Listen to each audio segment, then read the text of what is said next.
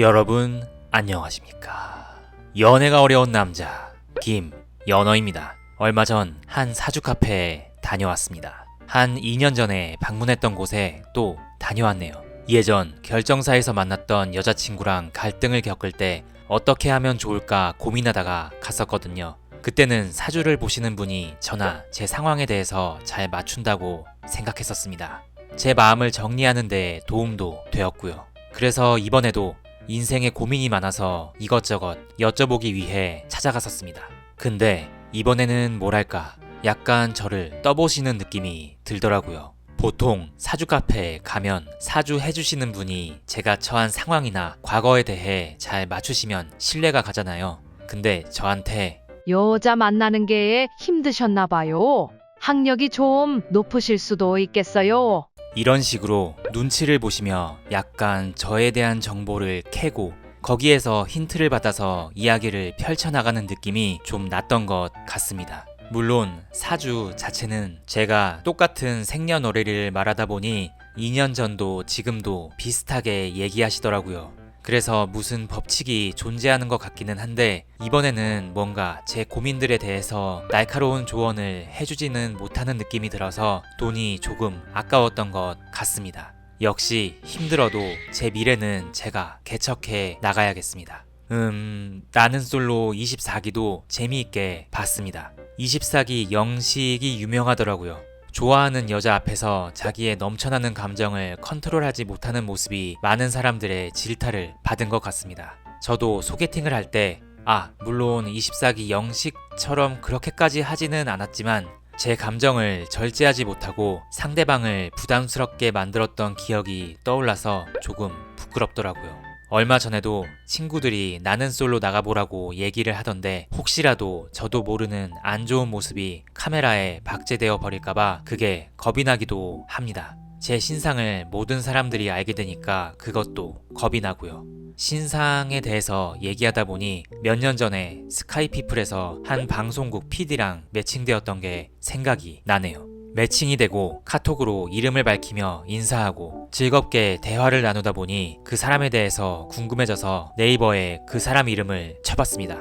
그 사람이 기획했던 TV 프로그램도 나오고 인터뷰와 사진도 나오더라고요. 그래서 그 링크를 보내며 와 정말 열심히 일하셨네요. 신기해요. 멋있어요. 라고 분위기도 띄울 겸 칭찬을 했습니다. 근데 한 10분 정도 뒤에 다시 카톡이 와서 봤더니 제 이름으로 그렇게 뒤에서 음흉하게 캐고 다니셨다니 너무 소름 돋고 불쾌하네요. 다시는 연락하지 마세요. 라고 되어 있어서 그런 의미로 한 게 아닌데 불쾌하셨다면 사과드린다고 했지만 차단이 되었었죠. 역시 누구에게라도 신상이 타인에게 알려진다는 것은 그렇게 기분 좋은 것만은 아닌 것 같습니다. 나는 솔로에 나가는 건 역시 최후의 방법으로 생각해야겠습니다. 네, 제가 오랜만에 영상을 올리는 것 같습니다. 기다려주신 분들께 죄송하다는 말씀 드립니다. 영상을 올리려면 대본을 써야 되거든요. 근데 요즘 마음이 너무 어지럽고 개인적으로 여러 가지 일들이 있다 보니 마음을 다잡기가 쉽지 않았습니다.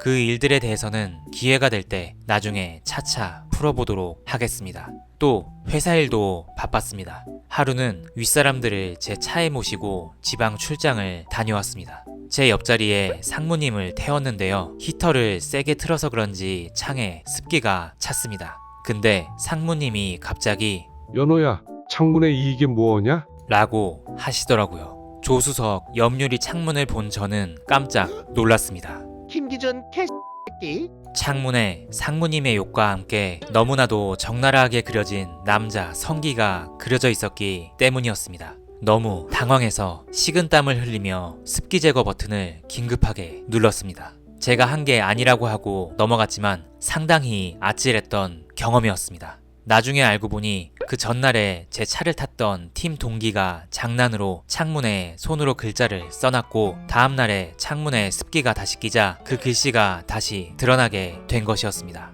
상무님께 혼나고 나서 짜증나서 그렇게 썼다고 하던데 여튼 그분도 의도치 않은 것이라 많이 당황했고 저에게 맛있는 거 한번 사주면서 잘 끝났습니다. 네, 출장 때 당황했던 것을 생각하니 소개팅에서 제 앞에서 당황했던 어떤 여자분이 떠오르네요. 오늘도 한번 이야기를 풀어보도록 하겠습니다.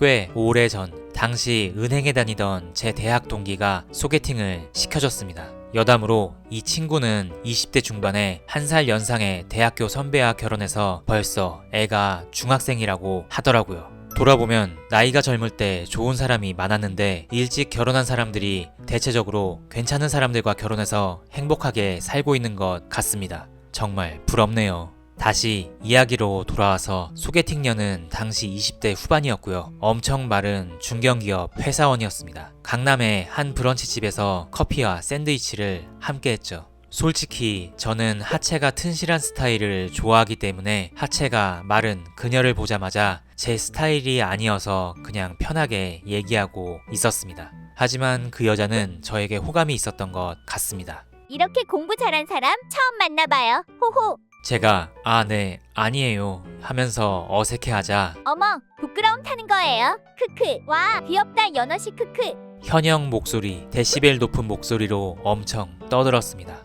이런 식으로 공부 잘한다고 칭찬해주는 게 무조건 좋은 것은 아닌 것 같습니다.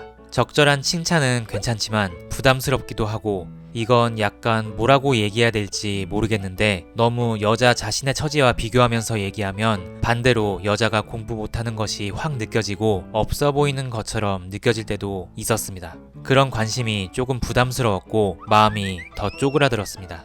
네, 감사합니다. 시선을 다른 곳으로 돌리며 말을 많이 하지는 않았습니다. 첫 번째 만남이 끝나고 기가 빨려서 그녀와 연락을 끊으려고 했지만 제 친구가 그 여자 너한테 관심 있다던데 한 번 더 만나봐. 라고 하더라고요. 그 친구가 굉장히 똘똘한 친구라 제 감정을 부정하고 한 번 더 만났습니다. 주말 청담 쪽 카페에서 푹신한 소파 자리 그리고 인스타 감성처럼 낮은 테이블이 있는 곳에 자리를 잡았습니다. 제가 요즘 달리기를 많이 하거든요. 한강에서 어쩌고. 활발하게 이야기를 이어나가는 그녀. 카페에 있는 소파 자리에 앉아있던 그녀가 커피를 마시러 앞으로 몸을 기울였습니다.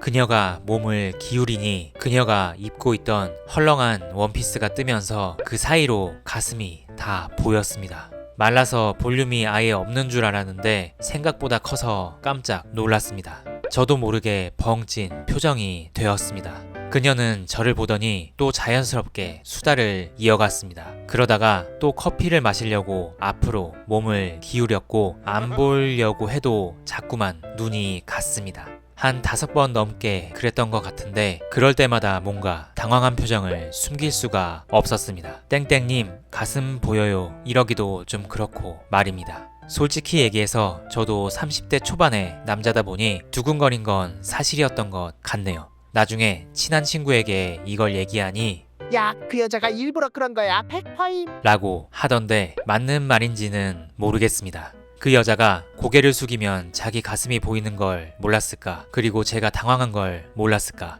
정말 그럴 수 있을지 댓글로 가르쳐 주시면 감사드리겠습니다. 어쨌든 이 여자랑은 어떻게 됐냐면요. 한창 얘기를 하다가 맛집 얘기가 나와서 핸드폰에서 그걸 검색할 상황이 생겼습니다. 그 여자가 자기 핸드폰을 테이블에 놓으며 인터넷 창으로 저에게 검색해보라고 했습니다. 제가 인터넷 검색창에 터치를 하려고 하는 순간 잠시만요. 그녀는 뭔가 떠오른 듯 화들짝 놀라 저를 제지했습니다. 하지만 이미 제 손가락은 나가 있었고 그녀의 비명과 동시에 바로 터치를 해버렸습니다. 그 순간 인터넷 검색창에 특정 사이트와 함께 남자를 비하하는 검색어가 가득한 걸 봐버렸습니다. 판도라의 상자를 열어버렸네요. 바로 글자를 타이핑해서 그 검색어들은 사라졌지만 아무래도 그런 검색어를 본 이상 이 사람하고는 더 이상 만나는 건 조금 힘들 것 같다고 생각했고 차를 마시고 대충 마무리한 다음 더 연락하지는 않았습니다. 역시 어떤 상황이 일어날지 모르니 소개팅 나가기 전에는